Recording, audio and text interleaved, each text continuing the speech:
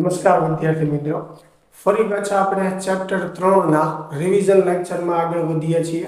આજનો આપણો ટોપિક જે છે ઓમનો નિયમ અને ઓમના નિયમની મર્યાદા. તો નિયમ આપણને ખ્યાલ જ છે કે નિશ્ચિત ભૌતિક પરિસ્થિતિમાં વાહકમાંથી પસાર થતો પ્રવાહ I વાહકના બે છેડા વચ્ચે લાગુ પાડેલા વિદ્યુત સ્થિતિમાનના સમપ્રમાણમાં હોય છે.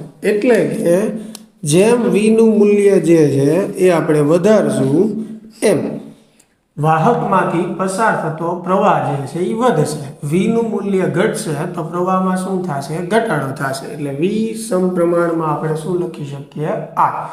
સમપ્રમાણતાની નિશાની આપણે દૂર કરીએ તો એક અચળાંક મૂકવામાં આવે. જે અચળાંકને આપણે કહીએ છીએ વાહકનો અવરોધ. બરાબર. અને વાહકનો જે અવરોધ છે R બરાબર આપણે સૂત્ર લખી શકીએ V/I. અને V/I જે છે એ હંમેશા અચળ હોય છે. અને એ જે અચળ કે અચળાંક છે એને જ આપણે શું કીધું છે? અવરોધ કીધું છે.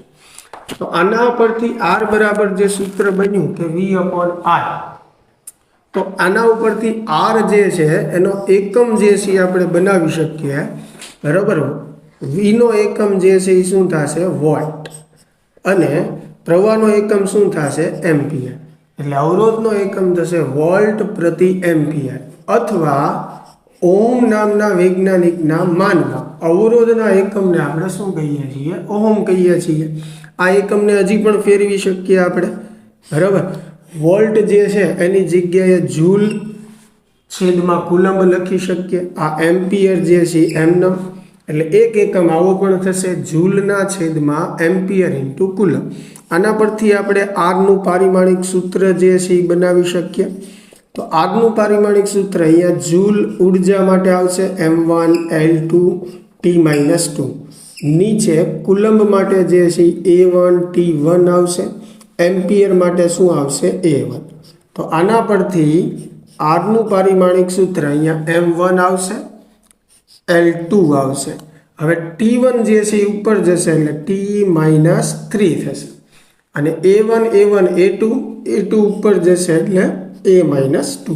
તો આ અવરોધનું પારિમાણિક જે છે એ સૂત્ર થઈ ગયું. બરાબર. અવરોધનો જે વ્યસ્ત છે, બરાબર, એટલે કે 1/R જે છે એને આપણે કહીએ છીએ વાહકત્વ. 1/R. બરાબર. એટલે કે અવરોધના વ્યસ્તને આપણે શું કહી શકીએ? વાહકત્વ કહી શકીએ. એટલે વાહકત્વ જે છે, બરાબર, ઘણી વખત એને કેપિટલ G વડે પણ દર્શાવવામાં આવે છે. તો વાહકત્વના એકમની તમે વાત કરો તો અવરોધથી એક્ઝેક્ટ વ્યસ્ત થશે. એટલે કે એમ્પિયરના છેદમાં તમે વોલ્ટ લખી શકો એનો એકમ જે છે, અથવા એનો એકમ શું લખી શકાય? તો કે અવરોધનો એકમ ઓમ છે તો વાહકત્વનો એકમ જે છે 1/ઓhm થશે. અથવા એને આમ લખી શકાય ઓમ ઇન્વર્સ. અને ઓમ ઇન્વર્સ માટે બીજો શબ્દ છે MHO, મોહ. એટલે વાહકત્વનો એકમ જે છે એ શું થશે? મોહ થશે. મોહને બીજા નામ તરીકે ઓળખવામાં આવે છે જેને આપણે સાયમન કહીએ છીએ. એટલે આ બધા જે મેં એકમો લખ્યા છે એ શેના છે? વાહકત્વના છે. બરાબર છે. એટલે અવરોધથી એક્ઝેક્ટ વ્યસ્ત થશે. બધા એકમો આપણે જે છે એ લખ્યા છે. વાહકત્વના પારિમાણિક સૂત્રની વાત કરીએ તો આની કરતા વ્યસ્ત એટલે M-1, L-2, T3 અને A2 થશે. એટલે કે અહીંયા પ્લસ છે ત્યાં માઇનસ આવશે, અને અહીંયા માઇનસ છે ત્યાં પ્લસ આવશે. એટલે વાહકત્વનું પારિમાણિક સૂત્ર થઈ ગયું. અવરોધ અને વાહકત્વ જે છે એ બંને પદાર્થના તાપમાન પર આધારિત છે, પદાર્થના પરિમાણ પર આધારિત છે, અને દ્રવ્યની જાત પર આધારિત છે. બરાબર. ચાલો હવે ઓમના નિયમની મૂળ વાત ઉપર આપણે આવીએ તો કોઈ પણ સમયે V અને I નો ગુણોત્તર જે છે અચળ હોય છે. એની અચળને આપણે અવરોધ એવું નામ આપ્યું હતું. જો એની માટે આપણે આલેખ દોરીએ I વિરુદ્ધ V નો, તો આ આલેખ જે છે આપણને રેખીય મળે છે. એટલે કે ઓમના નિયમનું પાલન કરતા વાહક માટે I અને V નો સંબંધ જે છે એ કેવો હોય છે? રેખીય. એટલે કે જે પ્રમાણમાં V વધે છે એ જ રીતે I વધે છે.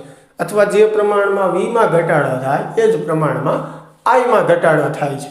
એટલે આ વી અને આઈનો સંબંધ જે છે કેવો કહેવાય? રેખીય. એનો આલેખ પણ આપણને આવો રેખીય મળે. એટલે આઈ અને વીનો જે આલેખ છે એનો ઢાળ આપણને અવરોધનું મૂલ્ય આપે, આપણે એવું કહી શકીએ. જે પદાર્થો ઓહમના નિયમનું પાલન કરતા હોય એને ઓહમિક પદાર્થો કહેવાય, અને જે પદાર્થોમાં ઓહમના નિયમનું પાલન ન થતું હોય એને નોન ઓહમિક પદાર્થો કહેવાય. તો વિદ્યાર્થી મિત્રો, આ ઓહમના નિયમની ચર્ચા થઈ સિમ્પલ.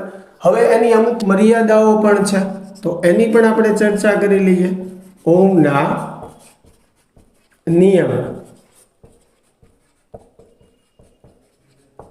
મર્યાદાઓ. હવે ઓહમના નિયમની મર્યાદામાં સૌપ્રથમ તો એની વ્યાખ્યા ઉપરથી જ આપણે જોઈ શકીએ નિશ્ચિત ભૌતિક પરિસ્થિતિ. હવે નિશ્ચિત ભૌતિક પરિસ્થિતિ એટલે કે તાપમાન અને દબાણ જે છે એ કેવા હોવા જોઈએ? અચળ. એટલે સૌથી પહેલી તો મર્યાદા આ જ છે કે તાપમાન અને દબાણ અચળ હોય ત્યારે વી અને આઈનો સંબંધ જે છે કેવો હોય છે? રેખીય. જો તાપમાન બદલાય તો આ સંબંધ જે છે બદલાઈ પણ શકે. ચાલો, બીજી મર્યાદાઓની આપણે વાત કરીએ તો ખાસ કરીને અર્ધવાહકોમાંથી બનતી જે રચનાઓ છે, ડાયોડ છે, ટ્રાન્ઝિસ્ટર છે, તો આમાં ઓહમનો નિયમ જે છે એ જળવાતો નથી. જેમ કે જે પદાર્થમાં ઓહમનો નિયમ જળવાતો હોય એમાં આઈ વિરુદ્ધ વીનો આલેખ જે છે એ રેખીય મળે. પણ આ જ લાક્ષણિકતા જ્યારે ડાયોડ માટે આપણે ચકાસીએ તો એમાં આઈ અને વીનો સંબંધ જે છે એ રેખીય હોતો નથી. એનો આલેખ જે છે એ આવો મળે છે. એટલે કે શરૂઆતમાં જે છે પ્રવાહ એકદમ ઓછો હોય છે, ત્યારબાદ પ્રવાહમાં ખૂબ વધારો જોવા મળે છે. એટલે સરળ શબ્દમાં આપણે એમ કહી શકીએ કે ડાયોડ માટે આઈ અને વીનો સંબંધ જે છે એ રેખીય નથી, એટલે તેમાં ઓહમનો નિયમ જળવાતો નથી. એવી જ રીતે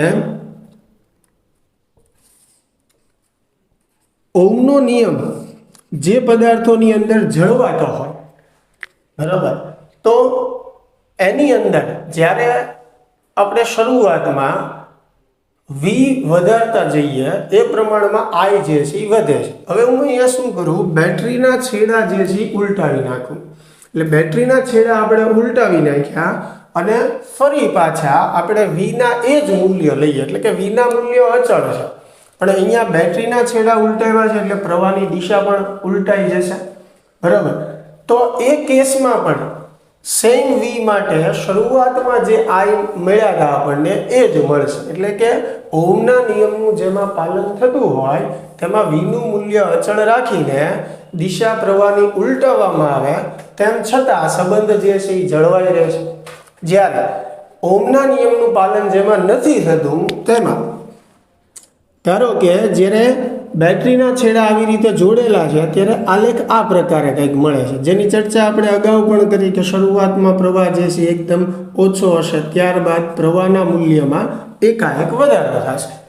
હવે જો બેટરીના છેડા આપણે ઉલટાવીએ અને સેમ વીના મૂલ્યો જે છે એ લઈએ તો અહીંયા આઈના મૂલ્યો જે છે એ સેમ જોવા મળતા નથી, બરાબર, પણ એ કંઈક અલગ જોવા મળશે. અને આવું પણ શેમાં થાય છે? ડાયોડવાળી રચનામાં થાય છે. એટલે આ પણ એની મર્યાદા છે કે પ્રવાહની દિશા બદલાવો તો આઈના સેમ મૂલ્યો મળતા નથી.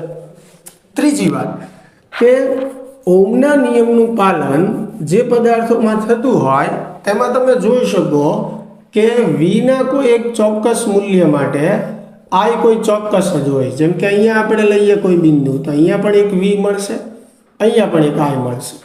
એટલે કે વીના ચોક્કસ મૂલ્ય માટે આઈનું કોઈ પણ એક જ મૂલ્ય હોય છે. પરંતુ જેમાં ઓહમના નિયમનું પાલન નથી થતું, જેમ કે ટનલ ડાયોડ છે, આ બધામાં, તો એમાં આઈ વિરુદ્ધ વીનો આલેખ જે છે આવો કંઈક જોવા મળે. અને આની અંદર તમે જોઈ શકો, દાખલા તરીકે અહીંયા કોઈ હું બિંદુ પસંદ કરું તો ત્યાં વીની વેલ્યુ ધારો કે V1 છે, અહીંયા પસંદ કરું તો અહીંયા વીની વેલ્યુ ધારો કે V2 છે. આ બંને સ્થિતિમાન માટે પ્રવાહ તમે જોઈ શકો છો કે એક જ સમાન છે. જ્યારે ઓહમના નિયમનું પાલન થતું હોય તેની અંદર વીના કોઈ ચોક્કસ મૂલ્ય માટે આઈનું કોઈ એક જ ચોક્કસ મૂલ્ય હોય છે, પણ જેમાં ઓહમના નિયમનું પાલન નથી થતું તેની અંદર આઈના એક સમાન મૂલ્ય માટે વી જે છે એ જુદા જુદા હોઈ શકે છે. તો આ ત્રણ એની મર્યાદાઓની વાત કરી. આશા છે કે વિદ્યાર્થી મિત્રો ઓહમનો નિયમ અને તેની મર્યાદા જે છે એ વ્યવસ્થિત તમને ખ્યાલ આવ્યો હશે. મળીએ હવે નેક્સ્ટ વિડીયો લેક્ચરમાં.